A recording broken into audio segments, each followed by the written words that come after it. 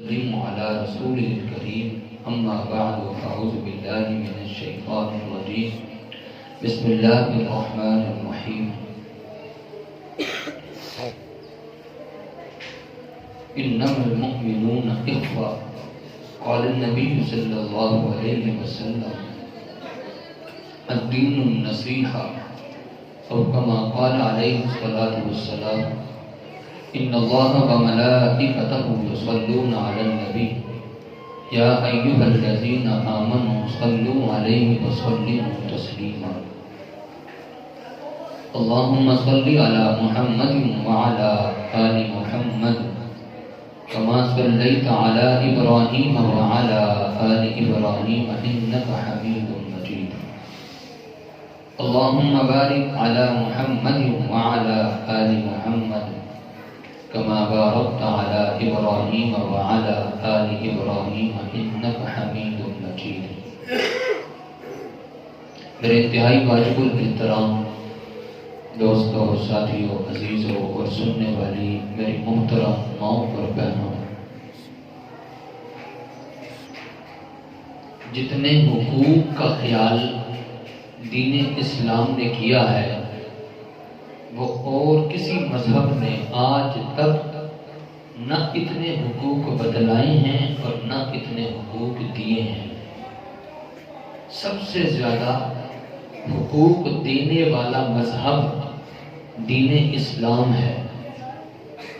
اس نے جتنے حقوق دیے اتنے کسی نے بھی نہیں دیے، اور اس مذہب اسلام نے چھوڑا کسی کو بھی نہیں، ہر ایک کا حق ادا کیا ہے، ہر ایک کا حق بتلایا ہے۔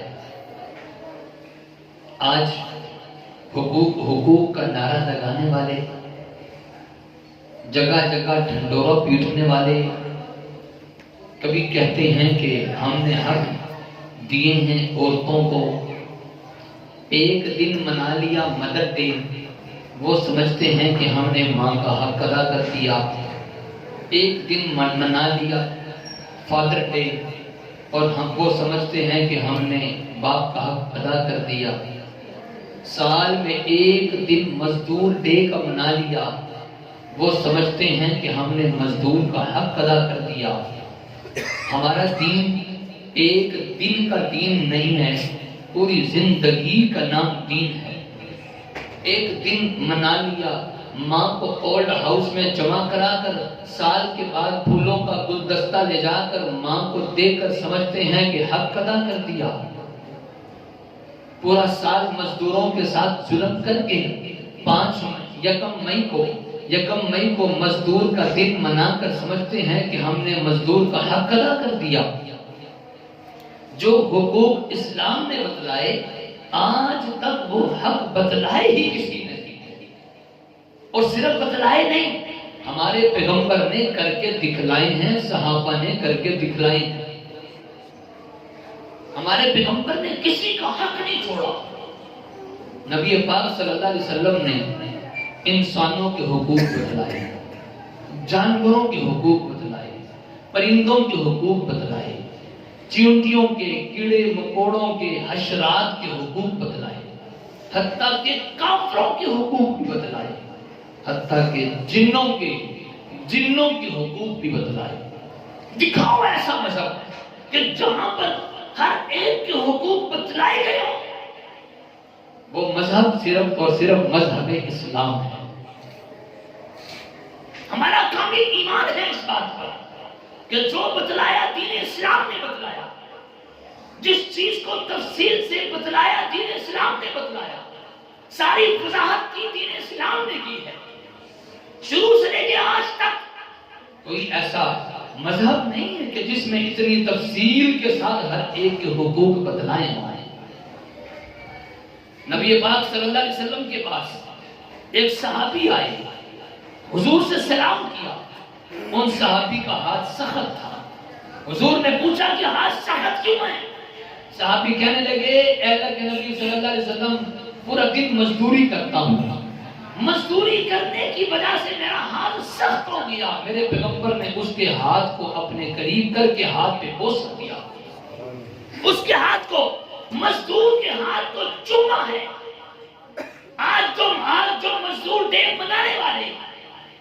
پوچھو تمہارے ملک کے صدر نے، تمہارے ملک کے وزیر اعظم نے کسی غریب کو بلا کر مزدور کا ہاتھ چوما بھی ہے؟ ہمارے پیغمبر سرور کائنات دونوں جہان کے سردار مزدور کا ہاتھ چوم رہے ہیں، اور میرے پیغمبر نے فرمایا کہ مزدور کی مزدوری اس کا پسینہ خشک ہونے سے پہلے دے دو۔ کبھی ایسا نہیں ہوا ہمارے پیغمبر نے مزدور سے کام کروایا ہو اور مزدور کو اس کی مزدوری نہ دی ہو۔ ارے نہ دینا تو دور کی بات، لیٹ بھی نہیں دی، وقت پر دی۔ ہمارے پیغمبر کی تعلیمات مزدور کے بارے میں ہے۔ نبی پاک صلی اللہ علیہ وسلم نے فرمایا غریبوں تمہیں مبارک ہو، دین اسلام کو شروع میں قبول کرنے والے بھی غریب تھے، اور قیامت کے قریب دین پر عمل کرنے والے بھی غریب ہوں گے، اس لیے غریبوں تمہیں مبارک ہو۔ میرے پیغمبر نے خود اللہ سے مانگ کر غربت لی تھی، حضور نے غربت اللہ سے مانگ کے لی ہے، ورنہ حضور چاہتے اللہ حضور کی چاہ پر بہت پہاڑ کو سونے کا بنا دیتے، لیکن میرے پیغمبر نے فرمایا میں غریبوں کے ساتھ رہنا پسند کرتا ہوں، قیامت والے دن غریبوں کے ساتھ اٹھنا پسند کرتا ہوں۔ یہ غریبوں کا دل رکھنے کے لیے، غریبوں کو تسلی دینے کے لیے، غریبوں کی دل جوئی کے لیے میرے پیغمبر نے مانگ کر غربت لی ہے۔ میرے پیغمبر نے فرمایا میں چاہتا یہ ہوں مجھے ایک وقت کا کھانا ملے، دوسرے وقت کا فقر و فاقہ ہو، اللہ سے مانگ کے دوسرے وقت کا کھانا ہو۔ یہ ہمارے پیغمبر کی تعلیمات، غریبوں کا بھی خیال کیا ہے۔ نبی پاک صلی اللہ علیہ وسلم کے ایک صحابی نے ایک چڑیا کے گھونسلے میں سے اس کا بچہ اٹھا لیا۔ اب وہ آتی ہے گھونسلے کے گرد چکر لگاتی ہے، وہ صحابی سمجھ نہ سکے کہ کیوں چکر لگا رہی ہے۔ حضور سمجھ گئے، نبی پاک صلی اللہ علیہ وسلم نے فرمایا کہ یہ چڑیا کا بچہ تم نے اٹھایا، اس کی ماں پریشان ہے، اس کی ماں کہہ رہی ہے یا بچہ گھونسلے میں رکھ دو یا مجھے بھی پکڑ دو۔ اس لیے حضور نے فرمایا صحابی کو کہ اس کا بچہ گھونسلے میں رکھ دو، ماں کو تکلیف نہ پہنچاؤ۔ تو میرے پیغمبر نے پرندوں کا بھی خیال کیا ہے، کیا کہ نہیں کیا؟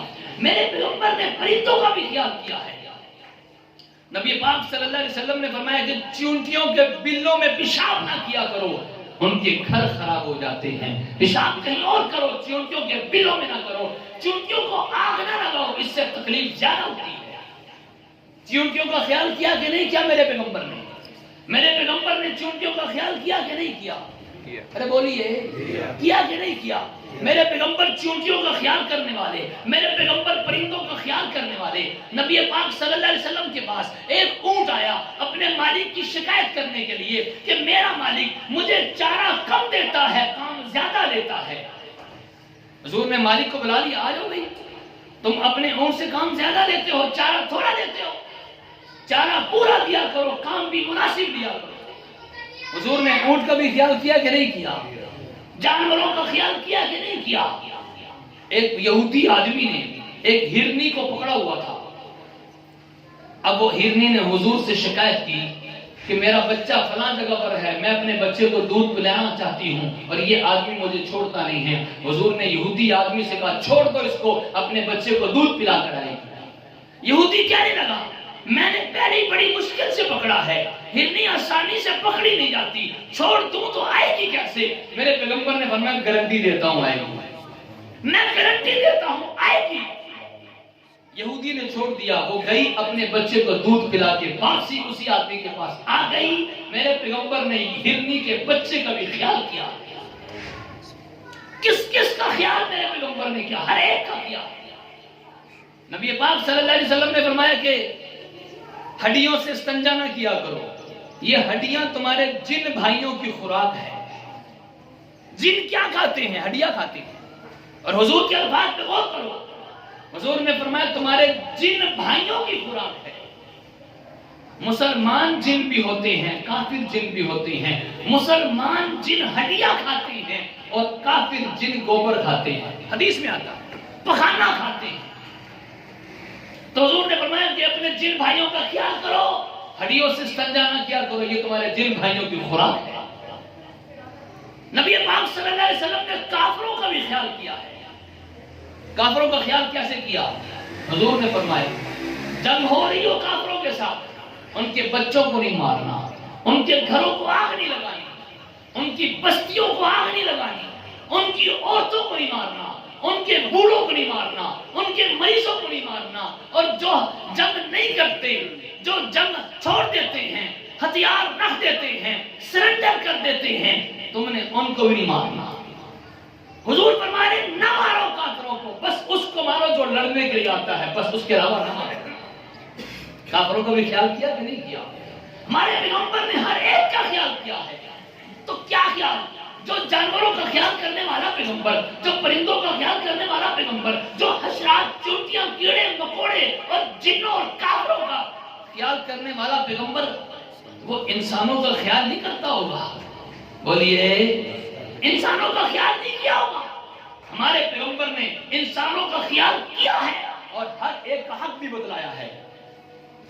آج آزادی کے نام پر بے حیائی پھیلانے والی گندی عورت، آزادی کے نام پر گمراہی پھیلانے والی بے رحمی کا شکار اور اوروں کو بھی گمراہ کرنے والی ملک پاکستان، جو اسلام کے نام پر بنا تھا، جس کی بنیادوں میں علماء کا اور عوام کا خون شامل تھا، ارے جو ملک پاکستان جس کا مطلب لا الہ الا اللہ، آج اسی ملک پاکستان میں بے حیائی کو عام کرنے کی کوشش کی جائے۔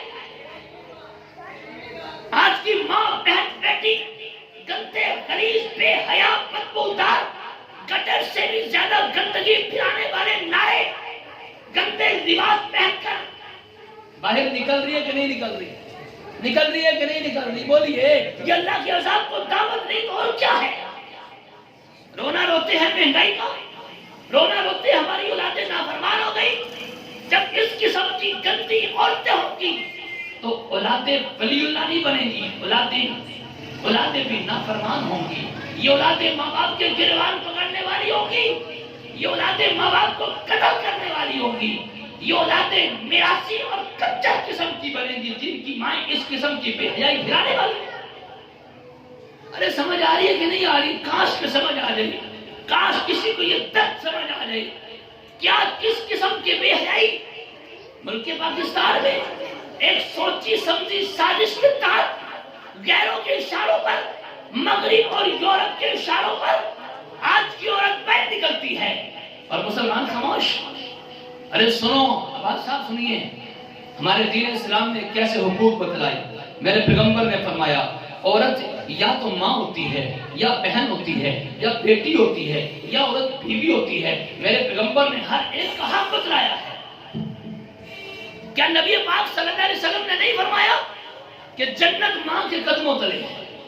فرمایا کہ نہیں فرمایا؟ جنت چاہتے ہو ماں کے قدموں میں آ جاؤ، جنت مل جائے گی۔ یہ نہیں فرمایا جنت چاہتے ہو تو مدر ڈے منا لو، ماں کو گلدستہ پھولوں کا تحفہ دے دو ایک دن اور پورا سال پوچھا ہی نہیں۔ میرے پیغمبر نے تو ماں کے حق بتلائے، ماں کا حق بھی بتلایا۔ میرے پیغمبر نے باپ کا حق بھی بتلایا۔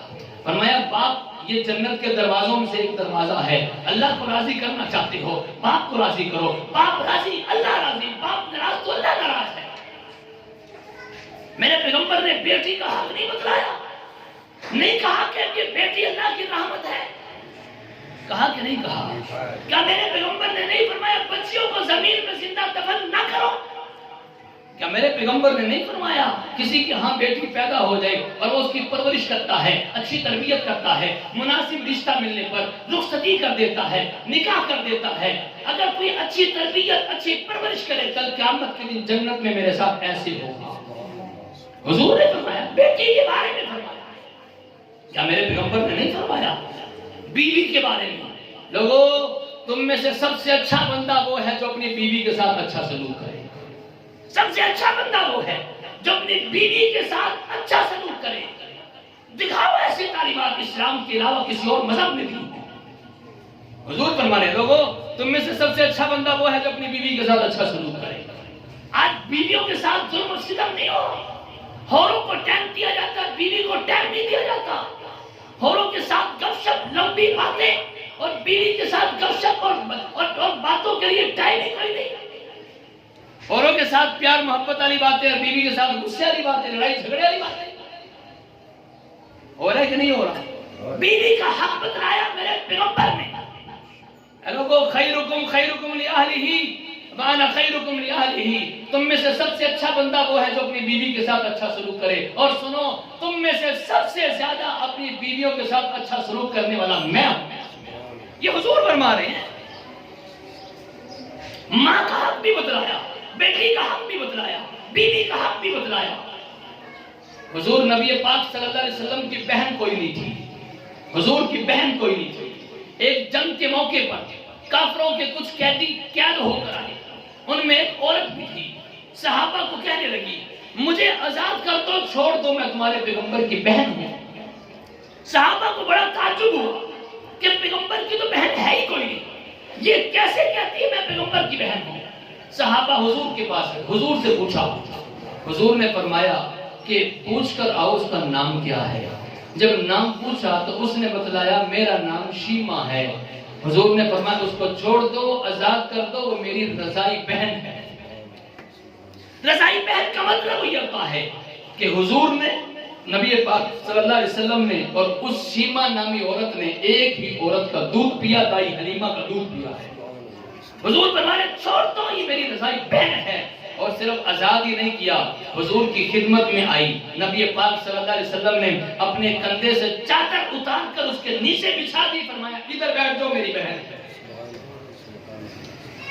ارے آج کل کے بھائی باپ اور قانون کہاں چلے گئے؟ حیا ختم ہو گئی، شرم ختم ہو گئی۔ ارے ایسے لوگوں کو شرم سے ڈوب مرنا چاہیے جن کی ماں بہن بیٹی گندے کلیس کپڑے پہن کر اور گندے نعرے ہاتھ میں اٹھا کر چاٹوں پہ لکھ کر پڑھتی کرتی ہے۔ آزادی کے نام پر ہمیں کیا چاہیے؟ آزادی کس سے؟ آزادی ابو سے آزاد، ماں سے آزاد، بھائی سے آزاد، خامن سے آزاد۔ ارے پورے خامن، پورے خاندان سے آزاد ہو کر اور پورے محلے اور پورے معاشرے کی سب کی بیوی بننا چاہتی ہے۔ ایک خامن کی خدمت کرتے ہوئے اس کو بوجھ لگتا ہے، باہر نکل کے پتہ نہیں کتنوں کی خدمتیں کرتی ہے۔ ایک خامن کو خوش کرتے ہوئے اس کو تکلیف ہوتی ہے، باہر نکل کے پتہ نہیں کتنوں کو خوش کرتی ہے۔ ہو رہا ہے کہ نہیں ہو رہا ملک پاکستان میں؟ ارے بولیے، کیا صرف نمازیں پڑھ لینا ہی دین ہے؟ حیا کو بیان کرنا دین نہیں ہے؟ کیا بے حیائی اللہ کے عذاب کو دعوت دینا نہیں ہے؟ حضرت امی عائشہ سے پوچھا گیا کہ زلزلہ کیوں آتا ہے؟ بلاؤ سائنسدانوں کو جواب دے، زلزلہ کیوں آتا ہے؟ ان کے پاس جواب نہیں ہے، خاموش ہے۔ زلزلہ کیوں آتا ہے؟ سائنسدان کہتے ہیں جب زلزلہ آتا ہے زمین کی پلیٹیں ہلتی ہیں۔ ہم نے کہا بالکل ٹھیک، ہلتی ہیں، لیکن ہلتی کیوں ہیں؟ یہ پلیٹیں ہلی کیوں ہیں؟ وجہ کیا ہے؟ اس کی وجہ سائنسدانوں کے پاس جواب نہیں ہے، خاموش ہے ہماری سائنس۔ اس کا جواب حضور کی بیوی حضرت سیدہ عائشہ رضی اللہ تعالیٰ عنہ نے دیا کہ زمین اس وجہ سے ہلتی ہے، زلزلہ اس وجہ سے آتا ہے جب زمین پہ زنا عام ہو جائے، جب زمین پہ بے حیائی عام ہو جائے، اللہ کے حکموں کو توڑنا شروع کر دیں، پھر اللہ زمین کو جھنجھوڑتے ہیں، اللہ زمین کو جھٹکا دیتے ہیں۔ ارے زلزلہ آنے کی وجہ امی عائشہ نے بتلائی، اللہ کے عذاب کو دعوت دینا ہے، مہنگائی کا رونا رونے اور کبھی ظالم بادشاہوں کا مسلط ہونے کا رونا روتے ہیں۔ اس پر غور کریں، اس کی وجہ کیا ہے؟ وہ ہماری ماں بہن بیٹی گھر سے باہر نکلے کیوں ہے اور گندے بے حیا نعرے لگاتے کیوں ہیں؟ گندے لباس پہن کر نکلتے کیوں ہیں؟ اور تو اس سے بھی بڑا ظلم سنیے ذرا، اس سے بھی بڑا ظلم سنیے۔ عشق مشوقی کو ثابت کرنے کے لیے نعوذ باللہ قرآن کی آیتیں پیش کی جا رہی ہیں۔ قرآن نے کہا ہے عشق مشوقی کر لو، انا للہ و انا الیہ راجعون۔ ارے یہ تو غلط، زنا کو دعوت دینے والے کام کر رہے ہیں اور بلکہ کر رہے ہیں زنا، اور اس پر قرآن کی آیت پیش کی جا رہی ہے۔ قرآن کہتا ہے کہ مرد اور عورتیں آپس میں دوستی کر سکتے ہیں، دوستی کرو، پینگے لاؤ اور عشق مشوقی کرو، جو مرضی کرو۔ چارٹ اٹھائے ہوئے ہیں، اس پر قرآن کی آیتیں لکھی ہوئے ہیں۔ ارے زنا اور بے حیائی کو ثابت کرنے کے لیے نعوذ باللہ قرآن پیش کیا جا رہا ہے۔ سمجھ آ رہی کہ نہیں آ رہی؟ آج بے حیائی کو ثابت کرنے کے لیے یہ تو جرم پر جرم ہے۔ ایک جرم تو یہ کر رہے ہیں کہ گندے نعرے، بے حیائی، زنا، اور الٹا اس سے بڑا جرم یہ ہے اپنے اپنے زنا کو ثابت کرنے کے لیے قرآن کی آیتیں پیش کرتے ہیں، مسلمان کہاں چلے گئے؟ مسلمان خاموش کیوں ہیں؟ قرآن کو غلط جگہ پر فٹ کیوں کیا جا رہا ہے؟ قرآن بے حیائی کو روکنے کے لیے آیا تھا، نعوذ باللہ بے حیائی کو پھیلانے کے لیے نہیں آیا۔ آج نعرے لگاتے ہیں، ہمارے گناہگار کانوں نے یہ نعرے سنے، گناہگار آنکھوں نے وہ منظر دیکھا۔ اس قسم کے نعرے سوشل میڈیا پر آپ نے بھی دیکھا ہوگا۔ آج ایک طوفان بدتمیزی پر پا ہے، نعرے لگائے جاتے ہیں۔ ایک عورت نعرے لگاتی ہے، ہمیں کیا چاہیے؟ بقیہ عورتیں جواب دیتی ہیں، آزادی۔ کئی مرتبہ کہا، ہمیں کیا چاہیے؟ آزادی۔ ہمیں کیا چاہیے؟ آزادی۔ نعرے لگاتے لگاتے کہنے لگی کہ سارے سن لو، جواب دیا آزادی۔ اس نے کہا عمران بھی سن لے، لوگوں نے کہا، عورتوں نے کہا آزادی۔ پھر اس نے کہا اقبال بھی سن لے، عورتوں نے کہا آزادی۔ اس سے بڑا جرم اگلی بات سنیے، نعرے لگاتے لگاتے کہنے لگی اللہ بھی سن لے، لوگوں عورتوں نے کہا آزادی۔ پھر اس نے کہا رسول بھی سن لے، عورتوں نے کہا آزادی۔ پھر اس نے اگلا جملہ کہا اولیاء بھی سن لے، عورتوں نے کہا آزادی۔ ارے یہ اللہ، رسول اور ولیوں کی توہین نہیں تو کیا ہے؟ ہم فرانس پر رونا روتے ہیں، فرانس میں توہین ہوتی ہے، ہمارے ملک میں ہوتی ہے، ہمارے ملک میں ہوتی ہے۔ ہم فرانس سے بائیکاٹ کرتے ہیں، اپنے ملک کے بے حیائی سے بائیکاٹ کیوں نہیں کرتے؟ ہونا چاہیے کہ نہیں ہونا چاہیے؟ ارے بولو، وہ بولے جو غیرت مند ہے، میں ہر ایک کو نہیں کہتا، جو غیرت والا، شرم والا، حیا والا میری بات کی حمایت کرتا ہے کہ نہیں کرتا؟ کہ حیا کی بات عام ہونی چاہیے، بے حیائی کو ختم کرنا چاہیے۔ بے حیائی ہوگی تو ہوگا کیا؟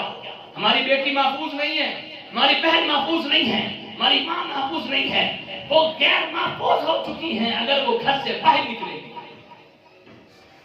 اس قسم کے گندے نعرے، اس قسم کے بے حیائی والے نعرے فرانس کے اندر توہین ہوئی 2-4 مہینے پہلے کی بات ہے۔ غلط ہے کہ صحیح ہے؟ بولیے۔ آزادی مارچ جو عورتوں نے نکالا، اس کے اندر ایک خاتون نے فرانس کا جھنڈا اٹھایا ہوا تھا۔ آپ نے دیکھا کہ نہیں دیکھا؟ فرانس کا جھنڈا ہمارے ملک میں لہرایا جائے، یہ ملک سے بغاوت کی اور کیا ہے؟ ایسی عورتوں پر تو بغاوت کا مقدمہ ہونا چاہیے۔ یہ باقی لوگ ہیں، یہ فرانس کے ملک کا پرچم ہمارے ملک میں کیوں لے جایا جاتا ہے؟